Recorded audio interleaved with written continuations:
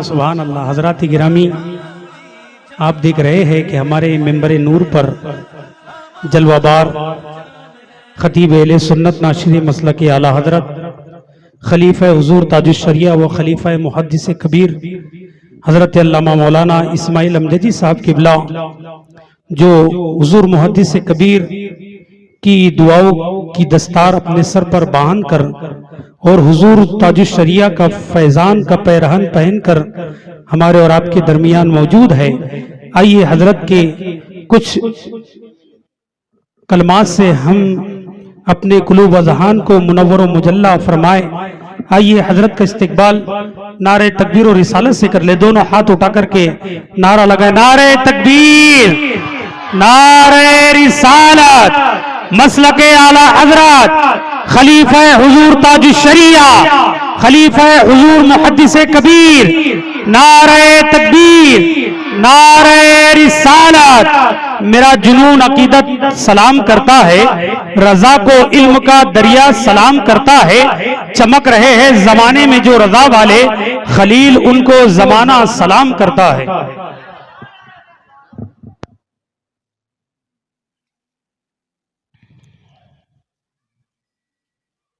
अस्सलामु अलैकुम रहमतुल्लाहि व बरकातुहू।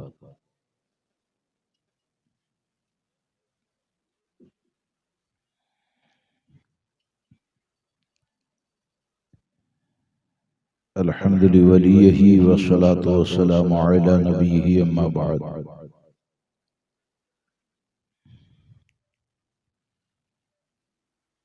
फ़अऊज़ु बिल्लाहि मिनश शैतानिर रजीम, बिस्मिल्लाहिर रहमानिर रहीम।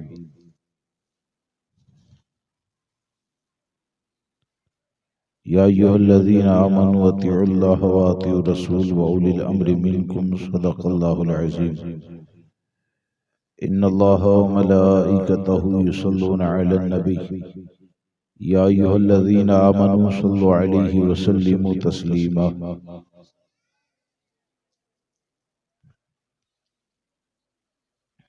दुरूद शरीफ पढ़ें एक मर्तबा बुलंद आवाज़ से। अल्लाहुम्मा सल्लि अला सय्यिदिना व मौलाना मुहम्मदिन मअदनिल जुद वल करम वालिही व अस्हाबिही व बारिक व सल्लिम सलातन व सलामन अलैका या सय्यदी या रसूलल्लाह सल्लल्लाहु तआला अलैहि वसल्लम। और ये जो बच्चे हैं ना, ये आगे या तो सुकून से बैठें या आप लोग पीछे चले जाइए। मजाक करना है तो पीछे चले जाना। एक मर्तबा और दिल की गहराई से पढ़ें दुरूद मुक़द्दसा। अल्लाहुम्मा सल्लि अला सय्यिदिना व मौलाना मुहम्मदिन मअदनिल जुद वल करम वालिहिल किराम व अस्हाबिहिल इज़ाम व इब्निहिल करीम व बारिक व सल्लिम सलातन व सलामन अलैका या सय्यदी या रसूलल्लाह सल्लल्लाहु तआला अलैहि वसल्लम। सामीन किराम व रफ़ीक़ान गिरामी, ईद मिलादुन नबी सल्लल्लाहु तआला अलैहि वसल्लम की सही मानों में खुशी मनाना और जश्न ईद मिलादुन नबी सल्लल्लाहु तआला अलैहि वसल्लम को दिल की गहराई से मनाने का मतलब यही होता है कि एक मुसलमान सरकार के एहसान को मानते हुए पूरी जिंदगी शरीयत मुतहरा पर अमल करे और अमली तौर पर अपनी जिंदगी को गुजारे। मुझे मौजू दो दिए गए हैं, वक्त रहा तो दूसरे पर भी अर्ज करूंगा जैसे वक्त में गुंजाइश। चंद बातें अर्ज करना चाहता हूं। अल्लाह मुझे आपको सबको अमल की तौफीक अता फरमाए कि ये आप और हम अच्छी तरह जानते हैं कि आदमी जिस चीज के हवाले से फिक्रमंद होता है उसके असरात जाहिर भी हुआ करते हैं। मिसाल के तौर पर कोई आदमी अगर ऐसा है कि अच्छे लिबास को पसंद करता है तो उसके जिस्म पर अच्छा लिबास नजर आता है। मौजूदा वक्त में हमारे सामने बहुत सी परेशानियां हैं। उसमें एक बहुत बड़ी परेशानी नौजवान लड़के और लड़कियां हैं। और आज जितने भी हालात खराब हो रहे हैं तो उसमें ये समझे कि सबसे ज्यादा उसके जिम्मेदार माँ बाप हैं, जो अपनी जिम्मेदारी को अदा नहीं करते हैं।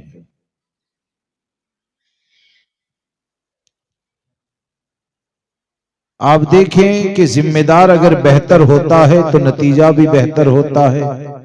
मिसाल के तौर पर अगर उस्ताज अच्छा होता है तो उस्ताज की खूबियों का असर उसके शागिर्द में नजर आता है। बाप अगर बेहतर होता है तो उसकी खूबियों का असर उसकी औलाद में नजर आता है।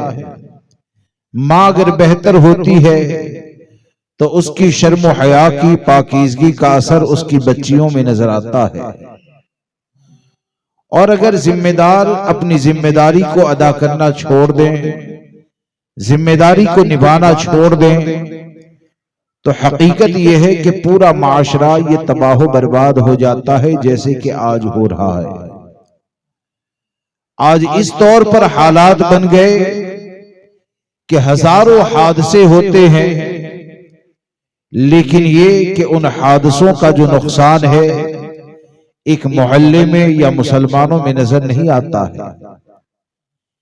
5,000 रुपये अगर चले जाए तो उसका असर पूरे इलाके में नजर आता है, पूरे घर में नजर आता है। लेकिन एक लड़की या एक लड़का अगर जिना की तरफ चले जाए, एक लड़की या एक लड़का माँ बाप से बगावत करके गैर के साथ अगर निकल जाए, यहां तक के अपने ईमान और अकीदे का सौदा भी कर ले, तो मुसलमानों के दिलों में वो बेचैनी नजर नहीं आती है। आखिर उसकी वजह क्या है? उसकी वजह यह है कि हमारे अंदर जो जिम्मेदारियों का एहसास होना चाहिए वो एहसास तकरीबन ये खत्म होता जा रहा है। जिम्मेदारियों के एहसास के हवाले से एक बात को याद रख के चले कि सिर्फ जुबानी दावा करने से यह साबित नहीं होता है कि मुझे जिम्मेदारियों का एहसास है। 4 लोग जमा हो जाए तो 10 जगह की बेहयाई के किस्से सुनाने के बाद ये लाजिम नहीं होता है कि आप बहुत ज्यादा जिम्मेदारी का एहसास करने वाले हैं। अगर 4 जगह के ऊपर जो बेहयाई नजर आती है अगर आपके घर के अंदर दाखिल हो जाए, तो आपकी बच्ची भी अगर पैंट और टी शर्ट में नजर आए तो यही समझा जाएगा कि आप तकवा का ढोंग करने वाले हैं, अपने अहलो अयाल की हिफाजत करने वाले नहीं है। इस बात को याद रखें कि हमारे बुजुर्गों ने जो बुराइयों से मुकाबला किया, हमारे असलाफ ने जो बुराइयों का खात्मा किया, तो बुराइयों का खात्मा करने के लिए उनके अंदर जो जिम्मेदारी का एहसास था उन्होंने अपनी जिम्मेदारियों को अदा किया। और जिम्मेदारियों को अदा करने के साथ समाज में, माशरे में जिस रास्ते से बुराई दाखिल होती है, हमेशा उस राह को बंद करने की कोशिश की। जिम्मेदारी का एहसास किसे कहा जाता है? हम और आप संजीदगी से सोचे, फारूक आजम रज़ी अल्लाह तबारक व तआला ने एक मर्तबा यह इरशाद फरमाया था लोगों के दरमियान कि सरकार फारूक आजम रज़ी अल्लाह तबारक व तआला ने फरमाया लोगों के दरमियान कि अगर दजले फुरात के किनारे एक ऊंट हलाक हो जाए, अगर आप मेरी तरफ तवज्जो दें, अगर दजले फुरात के किनारे एक ऊंट अगर हलाक हो जाता है तो फारूक आजम रज़ी अल्लाह तबारक व तआला फरमाते हैं कि मुझे इस बात का डर है कि कहीं मैदान महशर में उस ऊंट की हलाकत के हवाले से मुझसे सवाल न किया जाए। मेरी बात समझ रहे हैं? यानी उनके मातहत में बैतुल माल में जो जानवर है ना, तो आपको मातहत रहने वाले उस जानवर की जान का इतना ज्यादा एहसास कि आप फरमाते कि वो अगर हलाक हो गया तो कयामत में उस जानवर की हलाकत के बारे में अल्लाह तबारक व ताला की बारगाह में मुझे जवाब देना पड़ेगा। और सिर्फ ये जुबानी दावा नहीं है, हजरत सरकार सैयदना उस्मान गनी रज़ी अल्लाह तबारक व ताला वो फरमाते हैं कि मैंने एक मर्तबा देखा कि सदके के ऊंट जिस बाड़े के अंदर रखे जाते हैं, तो उन ऊंटों को खींचकर गर्मी में, दोपहर में गर्मी की शिद्दत की धूप में हवा चल रही है, कोई खींचकर उसे बाड़े की तरफ ले जा रहा है। हजरत उस्मान गनी रज़ी अल्लाह तबारक व ताला फरमाते हैं कि मैंने अपने साथी से कहा कि जाओ जाकर देखो ये ऊंटों को खींचकर ले जाने वाला कौन है। हजरत उस्मान फरमाते हैं कि मेरे साथी ने आकर जवाब दिया कि ये ऊंटों को खींच कर ले जाने वाला कोई और नहीं बल्कि अपने जमाने का अमीरुल मोमिनीन फारूक आजम है। अपने जमाने का अमीरुल मोमिनीन ये फारूक आजम है। तो हजरत उस्मान कहते हैं कि मेरी जुबान से निकला वल्लाहिल अवील अमीन, कि कसम खुदा की अल्लाह तबारक व ताला ने उमर को जैसा ताकतवर बनाया है ऐसा ही अमानतदार भी बनाया है। अब इस वाक़ये से मैं ये अर्ज करना चाहता हूं कि हम और आप सोचें कि फारूक आजम रज़ी अल्लाह तबारक व ताला उनके मातहत रहने वाले जानवर के हवाले से, उसकी हलाकत के हवाले से आप जितना ज्यादा डरते थे, क्या आज हमारे घर में बच्चे पैदा हो जाए तो वो डर हमारे दिल में पाया जाता है? क्या आज हमारे खानदान के अंदर अगर लड़कियां पैदा हो जाए तो उन लड़कियों की फिक्र के हवाले से ये एहसास हमारे दिल के अंदर पाया जाता है कि ये लड़कियां अगर हमारी गलत तरबियत की बुनियाद पर दोज़ख की तरफ चली गई, ये नस्ल अगर हमारी गलत तरबियत की बुनियाद पर अगर दोज़ख के हवाले हो गई, तो अल्लाह तबारक व ताला की बारगाह में क्या जवाब दोगे कि जो औलाद अल्लाह तबारक व ताला ने तुम्हें अता फरमाई, तो आखिर तुमने उस औलाद के साथ कौन सा सुलूक किया कि वो दीन से इतने ज्यादा दूर हो गए।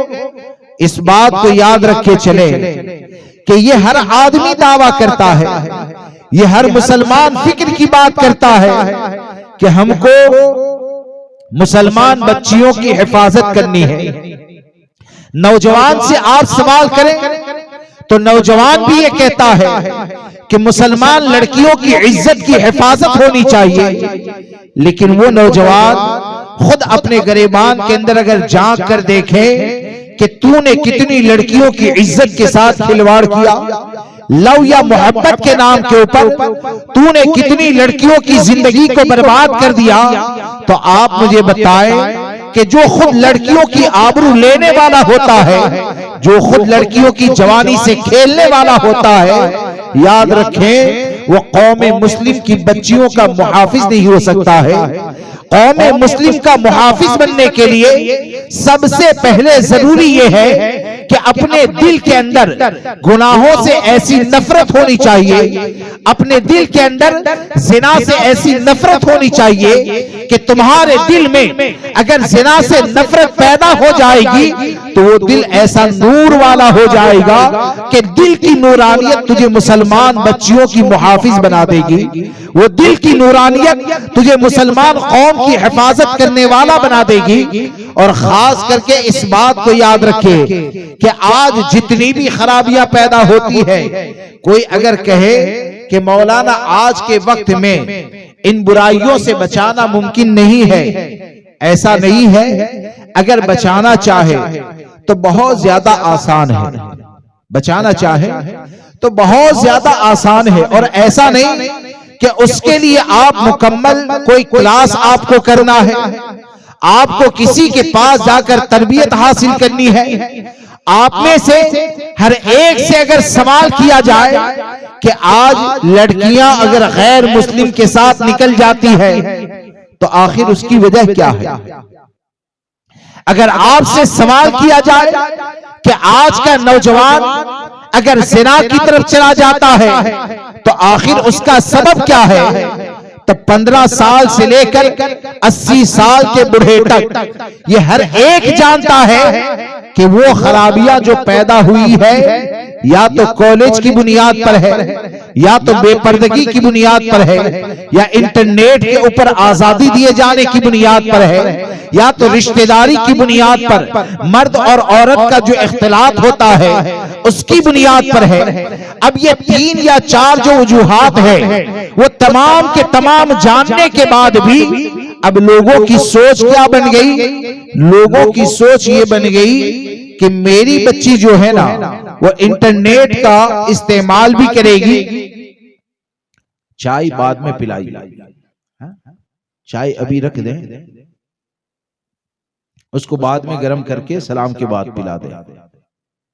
एक मर्तबा दुरूद पाक पढ़ें, अल्लाहुम्मा सल्ली अला सय्यिदिना व मौलाना मुहम्मद मअदनिल जुदी वल करम व आलिहि व असहाबिहि व बारिक व सल्लिम सलातन व सलामन अलैका या रसूल अल्लाह सल्लल्लाहु तआला अलैहि वसल्लम।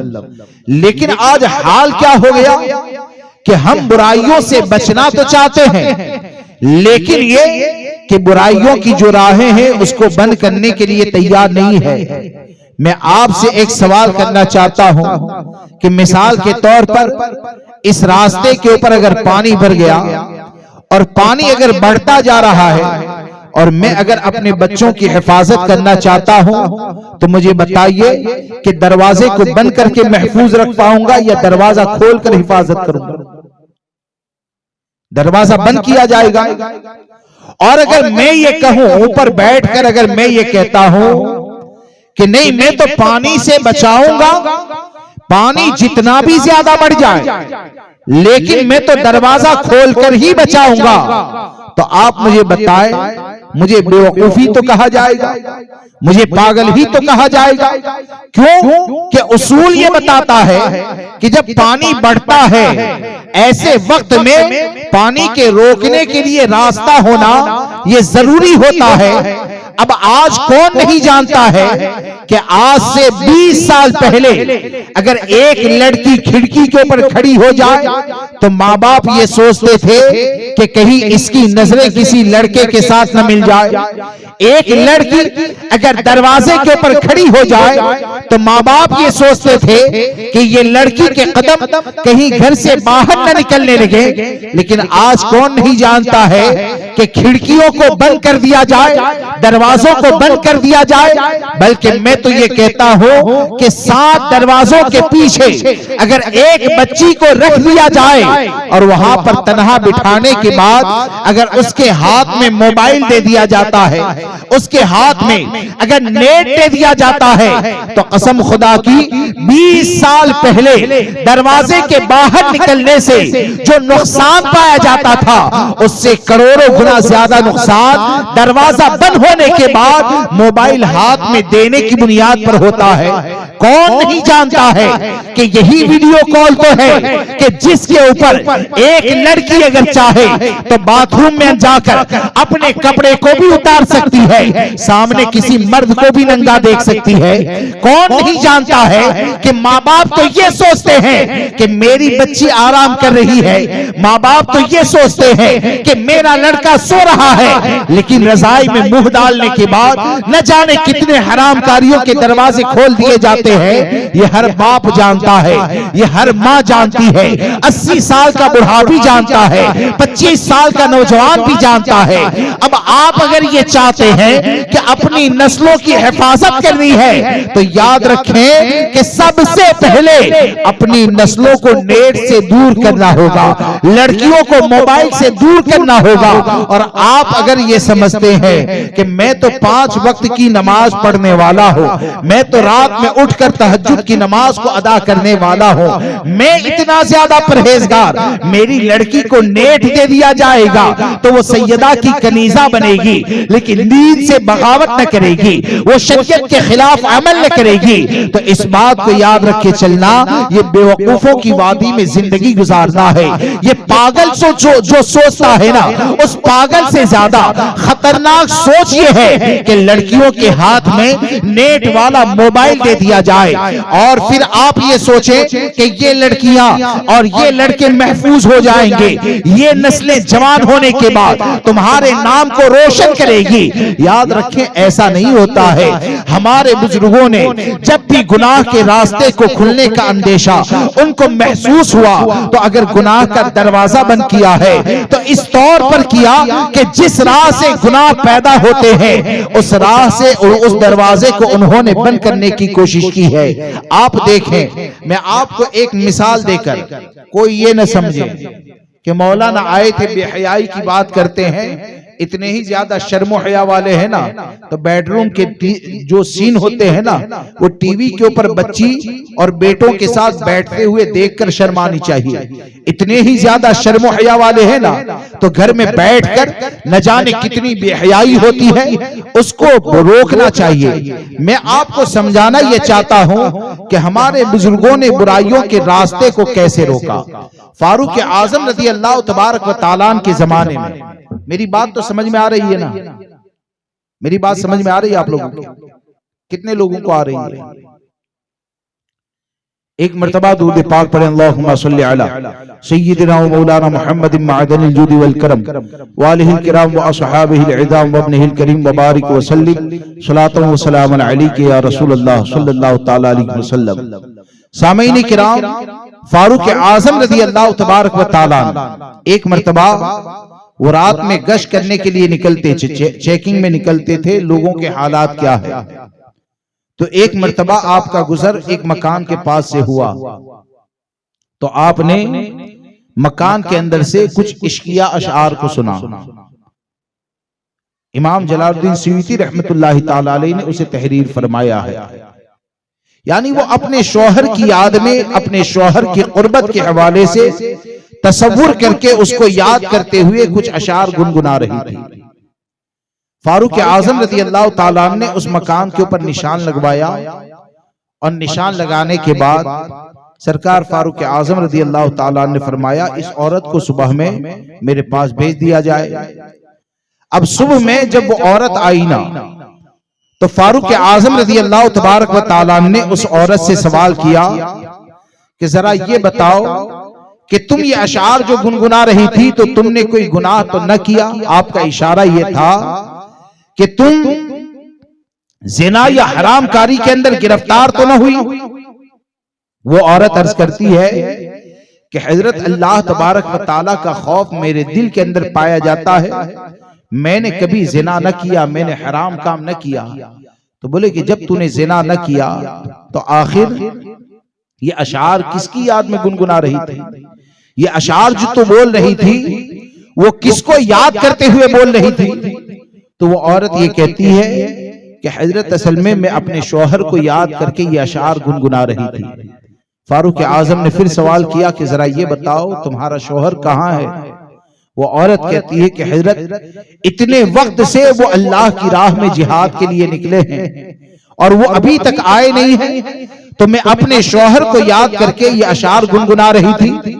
तो फारूक आजम रज़ी अल्लाह तबारक व तआला ने उस औरत को ये नहीं कहा कि 1000 दाने वाली तस्बीह ले ले और पूरी रात बैठकर तस्बीह पढ़। फारूक आजम रज़ी अल्लाह तबारक व तआला ने उस औरत से ये कहा, तुम सब्र करो, मैं तुम्हारे शौहर को बुलाने का इंतजाम करता हूं।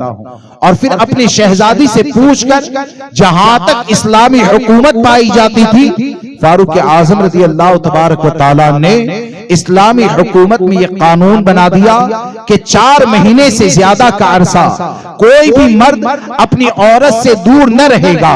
यानी 4 महीने के अंदर लाजिम है कि एक शौहर अपनी बीवी के पास जरूर आए। अब इसके ऊपर अगर आप गौर करेंगे तो मैं ये अर्ज करना चाहता हूं कि फारूक आजम रज़ी अल्लाह तबारक व तआला के इस अमल को अगर देखा जाए ना, तो उम्मते मोहम्मदी सल्लल्लाहु तआला अलैहि वसल्लम को हराम कारियों से बचाने के लिए इतना बेहतरीन नुस्खा है कि गोया के फारूक आजम ने जब ये देखा कि शौहर का ज्यादा दूर रहना हराम कारियों का दरवाजा खोल सकता है, तो फारूक आजम ने ये नहीं कहा कि तेरा शौहर तो जिहाद पे गया है, तू सब्र नहीं कर सकती है, तेरा शौहर तो हुदूद इस्लामी हुकूमत और ज्यादा बढ़ जाए, दीन और ज्यादा फैल जाए, उसके लिए गया है, तू सब्र नहीं कर सकती है। फारूक आजम ने जहां पर इस्लामी हुकूमत की हुदूद को बढ़ाया, वहीं पर फारूक आजम रज़ी अल्लाह तबारक व तआला ने इस तौर पर अमल करके दिखाया कि जिना का रास्ता अगर शौहर की दूरी से अगर बढ़ जाता है या खुल जाता है, तो उस रास्ते को बंद करने का रास्ता क्या होता है, उस रास्ते को बंद करने का तरीका क्या होता है। बिरादरान मोहतरम, इससे क्या समझ में आता है?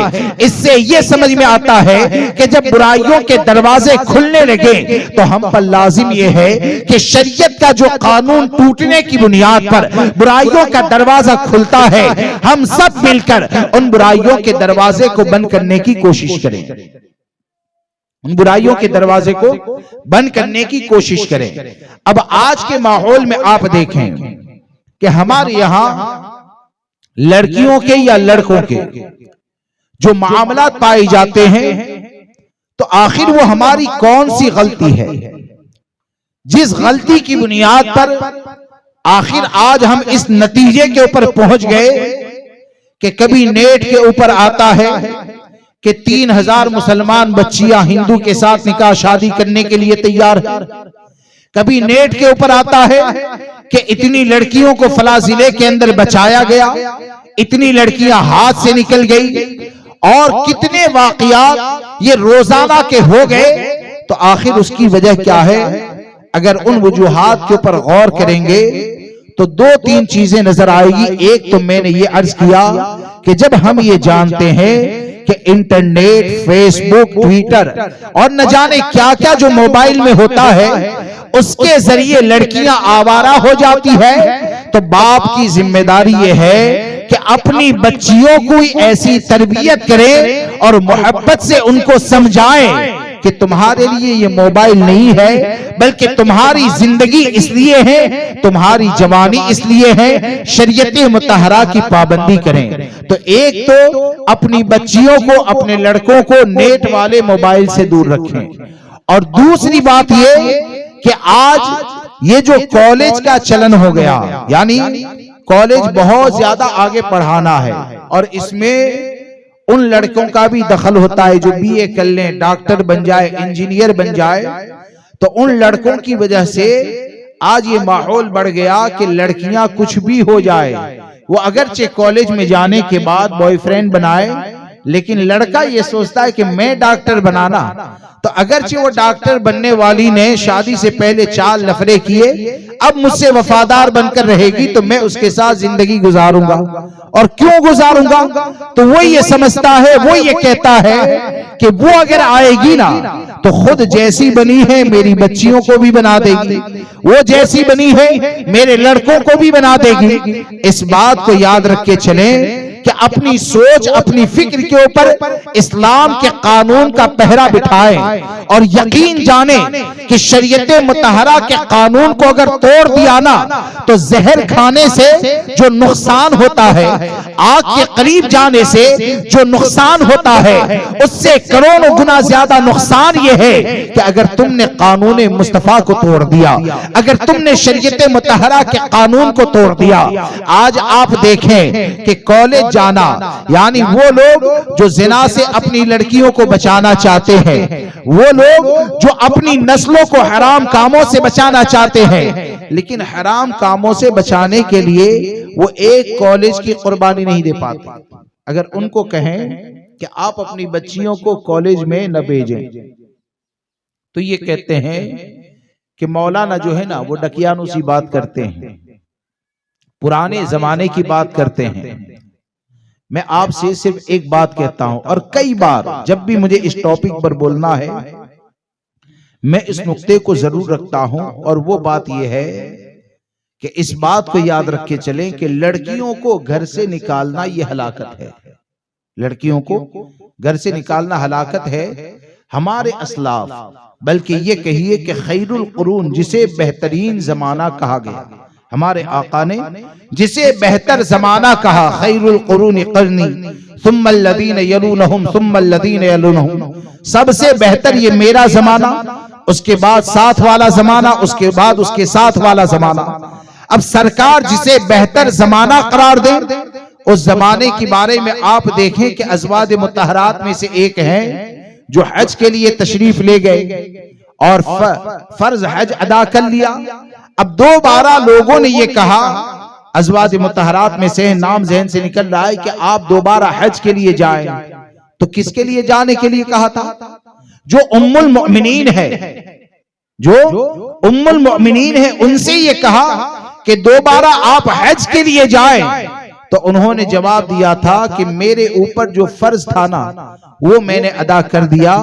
अब मेरे रब का हुक्म मेरे लिए ये है, वक़रन फी बुयूतिकुन्ना, कि अपने घरों के अंदर ठहरी रहो। अब मैं अपने घर से निकलने वाली नहीं।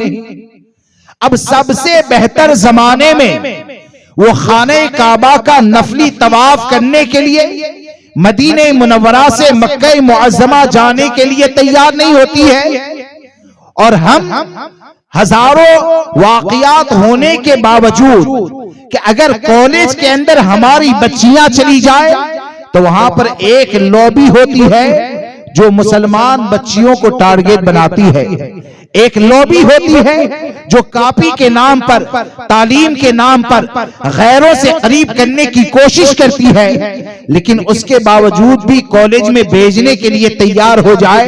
तो आप मुझे बताएं कि क्या कॉलेज के अंदर दाखिल हो जाना, क्या ये खाना काबा के तवाफ जितना अजर व सवाब का जरिया बनता है? और दूसरी बात ये कि आप देखें कि फारूक आजम रज़ी अल्लाह तबारक व तआला ने अपने जमाने में जब औरतों को मस्जिद में आने से रोक दिया, मस्जिद में आने से पाबंदी लगा दी, तो आप जरा सोचें कि मस्जिद वो जगह है कि रब तबारक व तआला की बारगाह में अगर सबसे मुअज़्ज़ज़ कोई जगह है तो उसे मस्जिद कहा जाता है। और वो जगह पर औरतें नमाज के लिए जाती थी, लेकिन फितने के खौफ से जब फारूक आजम ने औरतों को मस्जिद में आने पर पाबंदी लगा दी, तो आप जरा सोचिए कि कॉलेज में जाने की कौन सी गुंजाइश रह जाती है कि हम अपनी लड़कियों को कॉलेज में भेजते हैं। यकीन जाने अगर हम अपनी नस्लों की हिफाजत करना चाहते हैं तो इस बात को याद रख के चलना कि तुम्हारी बच्ची जब मैदान महशर में उठाई जाएगी ना, तो मैदान महशर में 10वीं में बोर्ड के अंदर कितने परसेंट लाई है वो रिजल्ट नहीं देखा जाएगा, बीए किया है वो रिजल्ट नहीं देखा जाएगा, दुनिया के अंदर इंजीनियरिंग की है वो रिजल्ट नहीं देखा जाएगा। दुनिया भर की जो सनदें हैं वो सनदें एक तरफ होगी, वहां पर अगर किसी की सनद चलेगी तो वो सैयदा फातिमा की सनद चलेगी। और सैयदा फातिमा की सनद वो है कि कसम खुदा की दुनिया भर के लोग अगर तुम्हारी बच्चियों को डकियानोस या जाहिल कहते रहे, अगर मैदान महशर में सैयदा ने एक मर्तबा हमारी बच्चियों को अपनी कनीजा कह दिया तो इंशाअल्लाह वो भी जन्नत में दाखिल हो जाएगी और उसके सदक़े में हम भी जन्नत में दाखिल हो जाएंगे। इसलिए हमारे लिए सबसे अहम यह है कि हम अगर अपनी बच्चियों की इज्जत की हिफाजत करना चाहते हैं, अगर नौजवानों की इज्जत की हिफाजत करना चाहते हैं, तो इज्जत की हिफाजत का जरिया यह है कि हर तरह से शरीयत मुतहरा की पाबंदी करें, अपनी बच्चियों की हिफाजत की कोशिश करें। और तीसरी बात यह कि जो खराबियां पैदा हो रही है और आज के माहौल में जो हालात पैदा हो रहे हैं, मुख्तसर में ये समझें कि कोई भी कदम उठाने से पहले आप अगर उलमा से राब्ता करके शरीयत मुतहरा के मुताबिक अपने कदम को उठाएंगे ना, तो यकीन जाने आज भी कोई मुश्किल नहीं है, बशर्ते आप इस बात का इरादा करें कि हमको कौम मुस्लिम के नौजवान लड़के और लड़कियों की हिफाजत करनी है, बशर्ते कि आप इरादा करें बहैसियत बाप के कि ये जो औलाद मेरे घर के अंदर पैदा हुई ना, तो औलाद पैदा करना कमाल नहीं है, ये तो जानवर भी पैदा किया करते हैं। कमाल ये है कि जो औलाद अल्लाह तबारक व तआला ने तुम्हें अता फरमाई है, तुम्हारी तरबियत के नतीजे में वो जन्नत में दाखिल हो जाए, दोज़ख से बच जाए।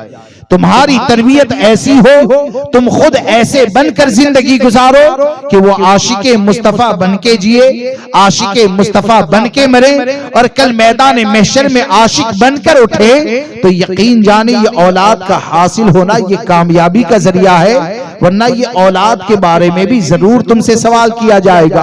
औलाद के हवाले से भी मैदान महशर में जरूर पूछा जाएगा कि अगर तुम्हारी गलतियों की बुनियाद पर अगर नस्लें बर्बाद हो जाती है तो बाप को भी जवाब देना है, माँ को भी अपनी जिम्मेदारी के बारे में जवाब देना है। अब तीसरी बात आप देखें कि इस बारे में तो ये कहा जाए तो शायद मुबालगा ना होगा कि बहुत सी जगह पर तो उसे गुनाह भी नहीं समझा जाता, बहुत सी जगह पर उसे गुनाह भी नहीं समझा जाता। जैसे कि मामू के लड़के के साथ हमारी बच्ची का हंसी मजाक करना, या एक ही साथ बैठना। बाजार में जाना है, मामू के लड़के के साथ लड़की चली गई, चचा के लड़के के साथ लड़की चली गई, उसके अलावा सगी मामी है तो भांजा भी जवान है, मामी भी जवान है, और बाद में अगर मामला खराब हो जाए ना, और ये होता है, ये होता है, हालात है, मसाइल आते भी है, और ये जब हो जाए ना तो ये कहते हैं कि भाई ये कितना बेहया नौजवान निकला कि मामी की इज्जत के ऊपर हाथ डाला, ये कितना बेहया निकला कि मामू की लड़की का ख्याल न किया, उसके साथ जिना कर दिया, चचा की लड़की का ख्याल न किया, उसके साथ ये कर दिया। ये खराबियां क्यों पैदा हुई पता है? वजह यह है कि हम दीन से इतने ज्यादा दूर हो गए कि हमको इस बात का एहसास भी न रहा कि चचा की लड़की के बारे में इस्लाम ने क्या हुक्म दिया है, मामू के लड़के के बारे में इस्लाम ने क्या हुक्म दिया है।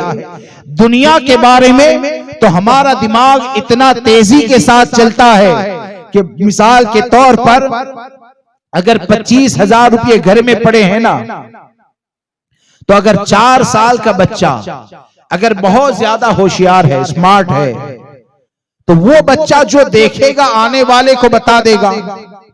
तो अब घर वालों ने देखा कि नोट का बंडल जो है वो बच्चा ना देखे, क्यों कि रिश्तेदार आएगा तो बता देगा कि अब्बा के पास बहुत पैसे हैं, तो कहीं रिश्तेदार कर्ज न मांग ले। हा? तो आदमी अपने माल की हिफाजत करता है, अपनी औलाद से भी छुपाता है। तो 25,000 रुपये को 4 साल से बच्चे से तो छुपा दिया, लेकिन ये कि वो माँ बाप, मामू का लड़का या चचा का जवान लड़का अपनी लड़की के साथ घर में तन्हा बैठा है, और वो दोनों को बिठाकर घर में अकेला छोड़ के मार्केट के अंदर निकल गए। अब चंद महीनों के बाद जब जिनाकारी या हरामकारी का मामला आया तो पूरे बाजार में घूमते हैं, लोगों के दरमियान रोते हैं, लोग उसे मजलूम समझते हैं। इस बात को याद रख के चले कि ये जुल्म हुआ, ये जिना हुआ, ये हरामकारी का दरवाजा खुला, तो ये दरवाजा उसलिए खुला कि तुमने कानून मुस्तफा को तोड़ा है, तुमने शरीयत मुतहरा का इल्म हासिल न किया। कभी आपने पूछा होता तो आपको उलमा एक ही उसूल बताते कि पर्दे के हवाले से एक बात को याद रख के चले कि जिसके साथ निकाह करना जायज है उससे पर्दा करना जरूरी है। ये शॉर्ट में आपको बता दूं, मुख्तसर में कानून कि जिसके साथ निकाह करना जायज है उससे पर्दा करना ये जरूरी है। यहां तक के अगर सगी मामी भी है ना, तो मामा अगर तलाक दे दे, इद्दत गुजर जाए, तो उसके बाद तेरा निकाह हो सकता है, और निकाह हो सकता है तलाक के बाद भी, तो उससे भी पर्दा करना ये लाजिम होता है। अब आप सोचे कि आप 25,000 रुपये की कीमत को इतना ज्यादा समझे कि आपने 4 साल के बच्चे से छुपाया और छुपाकर आप निकल गए, लेकिन लड़का और लड़की को जब तन्हा छोड़ दिया तो आपने क्या सोचा या तो अपनी बच्ची के ऊपर बहुत ज्यादा एतमाद किया, या तो मामू के लड़के पर, खाला के लड़के पर, चचा के लड़के पर, फूफी के लड़के के ऊपर एतमाद किया कि मेरे चचा का लड़का तो गलत कर ही नहीं सकता है। तो आपने जो अपने जहन पर एतमाद किया ना, काश के अपनी फिक्र पर एतमाद न करते, कानून मुस्तफा पर एतमाद करते। काश के अपनी फिक्र के ऊपर भरोसा न करते, शरीयत मुतहरा के कानून के ऊपर भरोसा करते।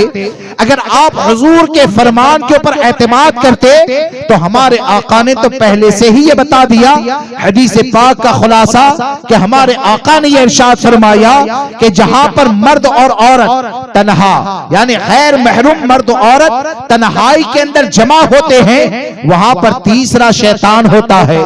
अब जब हमारे आका ये फरमाते हैं कि वहां पर तीसरा शैतान होता है, तो आप मुझे बताएं कि शैतान जब वहां पर होगा तो लड़का चचा की लड़की की तरफ नजर उठाएगा तो शैतान आकर ये कहेगा, बे बेवकूफ नजर को झुका ले।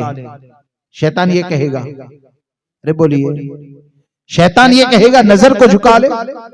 लड़की अगर लड़के की तरफ हाथ बढ़ाएगी तो शैतान ये कहेगा कि अपने हाथ को रोक ले, वरना ये कि अगर तूने हाथ को पकड़ लिया तो ये हराम छूने की बुनियाद पर मैदान महशर में अल्लाह तबारक व तआला की बारगाह में जवाब देना पड़ेगा। शैतान जब वहां पर होता है तो उसका मतलब यही समझ में आता है कि शैतान का काम है गुनाहों की तरफ ले जाना। शैतान का काम है दिल के अंदर वसवसा डालना। लिहाजा दोस्तों, जब वहां पर अगर ज़िना का दरवाजा खुल गया तो ये खुला इसलिए है कि आपने एक लड़का और लड़की को तन्हाई के अंदर छोड़ दिया। अगर तन्हाई के अंदर न छोड़ते और शरीयत मुतहरा के कानून के ऊपर अमल करते तो यकीन जाने कि हमारी नस्लें ये महफूज रह सकती थी। लिहाजा इस बात को याद रखे चले कि अभी भी हमारे पास वक्त है, अभी भी हमारे पास वक्त है। हम अपनी नस्लों की हिफाजत करें, हम अपनी बच्चियों की हिफाजत करें, और कम से कम इतना सोचें कि अल्लाह तबारक व तआला ने ये जो नस्लें अता फरमाई है, ये जो बच्चियां अता फरमाई है, तो वो बच्चे, वो लड़के और लड़कियां के जो पैदा हुए तो उनके कानों के अंदर अल्लाह तबारक व तआला की वहदानियत के नगमे गुनगुनाए गए, उनके कानों में अजान की आवाज को पहुंचाया गया। तो उलमा तो ये फरमाते हैं कि सबसे पहले अजान की आवाज इसलिए पहुंचाई जाती है ताकि मरते वक्त ये कलमे के साथ दुनिया से जाए। लेकिन ये कि हम दीन से इतने ज्यादा दूर हो गए कि एक काफिर के साथ, एक बुत परस्त के साथ भागने वाली लड़की को इस चीज का भी एहसास नहीं होता है कि वो सहाबाए किराम जो काफिर के साथ अपना लिबास लग जाए तो अपने लिबास को छूने से भी बचा लिया करते थे। और आज वो बच्चियां अगर ऐसी हो जाए कि माज़ल्लाहि रब्बिल आलमीन अपनी ख्वाहिशात की तस्कीन के लिए अगर काफिर का बिस्तर गर्म करने के लिए तैयार हो जाती है, उसके साथ सोने के लिए तैयार हो जाती है, तो आप ये कहकर अपनी जान को नहीं छुड़ा सकते हैं कि या इलाहुल आलमीन, मैं तो बूढ़ा हो गया, दाढ़ी रखता था, मेरी दाढ़ी तो सफेद हो गई थी। आप ये कहकर अपनी जान को नहीं छुड़ा सकते हैं कि या अल्लाह, मैं तो जब भी अजान का वक्त होता था मस्जिद को आबाद करने के लिए चला जाता था। आप ये कहकर जान नहीं छुड़ा सकते हैं कि या इलाहुल आलमीन, मैंने तो अपनी बेटी का नाम आयशा रखा था, मैंने तो अपनी बेटी का नाम फातिमा रखा था। अरे नाम तो रखा है, लेकिन उस नाम के मुताबिक तेरी लड़कियों के अंदर अमल पैदा हो जाए, आखिर उसके लिए तेरी कौन सी कोशिशें हैं, आखिर तूने क्या किया है। अगर आप देखेंगे और जायजा लेंगे तो आपको यह नजर आएगा कि हमारी नस्लें अगर बर्बाद होती है तो उसकी वजह यह है कि माँ बाप अपनी जिम्मेदारियों का एहसास उनके अंदर नहीं पाया जाता है। आप देखें 18 साल की लड़की हो जाए, बाप तो दाढ़ी रख ले, लेकिन लड़की बाप की दाढ़ी को देखकर भी दाढ़ी वाले नौजवान के साथ निकाह करने के लिए तैयार नहीं होती है। आज हाल ये हो गया कि लड़की अगर 20 साल की हो जाती है तो हीरो की मोहब्बत तो उसके दिल के अंदर पाई जाती है, दाढ़ी मुंडों की मोहब्बत तो पाई जाती है, और छिछोरापन करने वाले और न जाने क्या क्या हरकतें करने वाले ऐसे नौजवानों के पास तो बैठना गवारा कर लेती है। आखिर उसकी वजह क्या है, आखिर उसका सबब क्या है? मैं सिर्फ आपसे एक सवाल करना चाहता हूं कि 18 साल में जहां पर उसके दिल में दाढ़ी मुंडों की मोहब्बत पैदा हो गई, जहां पर फिल्मी हीरो की मोहब्बत पैदा हो गई, जहां पर नेट से मोहब्बत पैदा हो गई, जहां पर टीवी से मोहब्बत पैदा हो गई, तो ये मोहब्बत जो पैदा हुई तो ये भी तो हो सकता था कि अगर तेरी कोशिश होती तो वो हजरत इमाम हुसैन के गुलाम से मोहब्बत करने वाली होती, अगर तेरी कोशिश होती तो वो मोबाइल से नहीं बल्कि तिलावत कुरान से मोहब्बत करने वाली होती, लेकिन हमने कोशिश नहीं की है। लिहाजा दोस्तों, अपनी जिम्मेदारियों का एहसास पैदा करें, अपने नस्लों की हिफाजत करें और इस बात को याद रख के चले। बल्कि मैं ये कहता हूं, जहां पर भी सरकार सल्लल्लाहु ताला अलैहि वसल्लम का फरमान पहुंचे, जहां पर भी कुरान मुकद्दस का हुक्म पहुंचे और हदीस मुबारका में जो कुछ भी हमारे आका ने फरमाया, जब भी उलमा से सुने तो उसके बारे में दलीलबाजी नहीं होनी चाहिए, बल्कि ईमान का तकाजा यह है कि इस बात का यकीन रखें कि तुम्हारी समझ में आए या ना आए, हमारे आका का फरमान जहां पर मिल जाए, अपनी आंखों को बंद करो, आंखों को बंद करके उसी के पीछे चलते रहो। अगर चलते रहोगे तो बकौल इमाम अहमद रजा के सीधी सड़क ये शहरे शफाअत नगर की, हुजूर के फरमान के पीछे चलते रहे। और आखिर के अंदर बात ये कि माँ बाप की जिम्मेदारी, और जो माँ बाप अपनी फजीलतें बयान करते हैं, हालांकि फजीलतें हैं उससे कोई इनकार नहीं कर सकता है, लेकिन एक बात याद रखें, आखिरी बात बताकर नौजवान के हवाले से एक बात अर्ज कर दूं कि आखिरी बात याद रखें कि अपनी फजीलत को मनवाने के लिए पहले कुछ बनिए तो सही, अपनी जिम्मेदारी को तो अदा करें। हाँ? आज हमारे यहाँ ये हो गया कि शादी अगर होती है ना तो लड़का लड़की जवान हो गए, बोले कि शादी के लायक हो गए। यानी शादी सिर्फ ख्वाहिशात की तस्कीन का नाम नहीं है। हाँ? वो लड़की जो निकाह करने के बाद माँ बनने वाली है, वो लड़का जो शादी करने के बाद बाप बनने वाला है, हाँ? वो मनसब जो अनकरीब मिलने वाला है, जिसके बारे में हमारे आका ने फरमाया अल जन्नतु तहत अक़दामिल उम्महात, कि जन्नत ये माँ के कदमों तले हुआ करती है। वो मनसब जो बाप को दिया जाता है, हमारे आका ने फरमाया अल वालिदु औसत व अबवाबिल जन्नह फ़इन शि'त फ़हाफ़िज़ अलल बाब व ज़य्यि, कि बाप ये जन्नत के बीच का दरवाजा है, तू चाहे तो हिफाजत कर ले, तू चाहे तो जाय कर दे। अब आप सोचें कि एक के बारे में ये कहा जन्नत उसके कदमों तले, एक के बारे में ये कहा ये जन्नत के बीच का दरवाजा, लेकिन वो निकाह कबूल करने के लिए जाते हैं तो उनके जहन में तो यही होता है कि अब ख्वाहिशात की तस्कीन होने वाली है। तो आप मुझे बताएं, न आपने निकाह के मकसद को बताया, न आने वाली जिंदगी के बारे में बताया, न उनकी जिम्मेदारियों के बारे में बताया, तो अच्छी नस्लें कैसे पैदा हो सकती है, अच्छी नस्लें कैसे हमारे सामने आ सकती है। फारूक आजम रज़ी अल्लाह तबारक व तआला की बारगाह में एक बाप ने मुकद्दमा दायर किया था, जो मौजूदा सूरत हाल के हवाले से बहुत मुनासिबत रखता है, कि बाप ने मुकद्दमा दायर किया कि हजरत मामला यह है कि मेरा लड़का मेरे हुकूक अदा नहीं करता, मेरा लड़का मेरे हुकूक अदा नहीं करता। फारूक आजम ने लड़के को बुलाया, लड़के ने सामने एक सवाल किया कि हजरत जरा ये बताइए कि बच्चों के भी तो कुछ हक होते हैं जो बाप को अदा करने चाहिए। बोले कि हाँ। बोले कि बताइए कि औलाद के क्या हुकूक है। फारूक आजम ने 3 बातें इरशाद फरमाई। आप फरमाते हैं कि औलाद के हुकूक में से ये है कि मर्द को चाहिए कि नेक लड़की से निकाह करे, औलाद का सबसे पहला हक। सोचने वाली बात यह है कि औलाद तो शादी करने के बाद आएगी ना, लेकिन फारूक आजम ये फरमाते हैं कि औलाद का पहला हक ये है कि नेक लड़की से निकाह करें।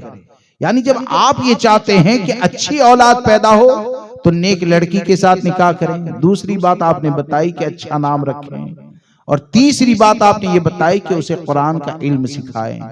वो लड़का ये कहता है कि हजरत मेरे बाप ने मेरा पहला हक ऐसा अदा किया कि लौंडी के साथ इसने निकाह किया जिससे मैं पैदा हुआ। दूसरा हक ऐसे अदा किया कि मेरा नाम जाल यानी पाखाने का कीड़ा मेरा नाम रखा, जुअल यानी पाखाने का कीड़ा ये मेरा नाम रखा। और तीसरा हक मेरा इस तौर पर अदा किया कि उसने मुझे कुरान की एक आयत का भी इल्म न सिखाया। फारूक आजम रदी अल्लाह तबारक व तआला अन्हु फरमाते हैं तेरा मुकद्दमा खारिज किया जाता है जब तूने हक ही अदा न किया तो आखिर ये तेरे हुकूक को कैसे अदा करेगा। तो सबसे पहले अपनी नस्लों को दीनदार बनाए, शरीयत मुतहरा का पाबंद बनाए। ये नस्लें अगर दीनदार होगी ना तो यकीन जाने बड़ी से बड़ी परेशानी में भी वो माँ बाप की खिदमत गुजार बनती हुई नजर आएगी। लिहाजा अपनी नस्लों की हिफाजत करें, इनको दीनदार बनाएं।